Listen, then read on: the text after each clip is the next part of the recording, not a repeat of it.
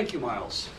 I'm not going to focus on all the wonderful things you did today because we know you're a great speaker.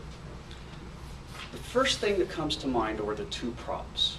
And obviously, great start, no doubt about it. My only other thought in watching you is that think about the stage a little bit ahead of time, and you don't have to speak all the time because you could have, after having done the exposure, you could have taken some moments to be quiet, taken a little time, folded it, and set it down in the place you knew you were going to leave it. You were a little distracted because you were continuing to talk. It's okay to go quiet at that point in time. Had a similar feeling about the glove. Last time the glove came on and came off pretty quickly. I think, again, you've set up the speech. Give them a chance to think about who that person was. I remember that movie. I don't remember the name of it. You know, there's a cowboy in it. Rawhide. But after you've made your point, again, take a second. Pull that. You know, maybe even there's an opportunity there for an O.J. Simpson joke. The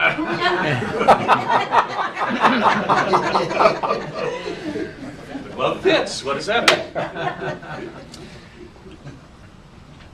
The other thought I had was this notion of 3 people, 5 people in a seat. I've been on those planes too, and I think there's an opportunity there to create some imagery of overly large derrieres trying to fit into a seat, and the notion that there's only 3 seats, but there's this much width that wants to get down into the seat, leaving you with this much. So I think there's some opportunities there. And this, your people are looking at you, so they have a map of the United States in their mind.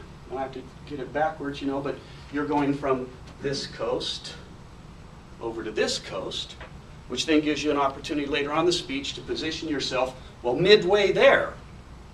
This is what began to happen as we were going in, so you can use some positioning from that point of view.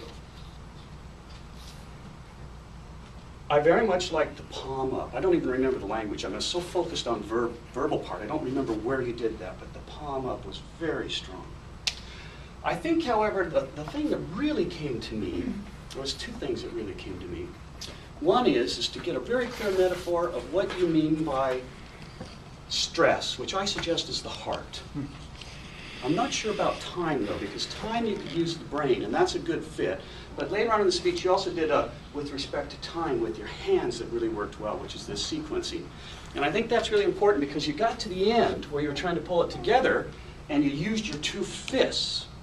And I think there may be a way there to use, to then reinforce heart and time. And I tend to want to go to brain on that because it's such a mental construct. So if you can pull those 2 things together, I think that has the potential of really being powerful because the heart reaches out to people viscerally. We all understand that. And then you had one other opportunity. I don't remember the context of the words, but it was at the end where you had this repetitive going back and forth. You do this, but you end up doing that. You do this, but you end up doing that. And so I think there's this opportunity to go back and forth like that and reinforce it. Those are the biggest things that I saw. Thank you very much.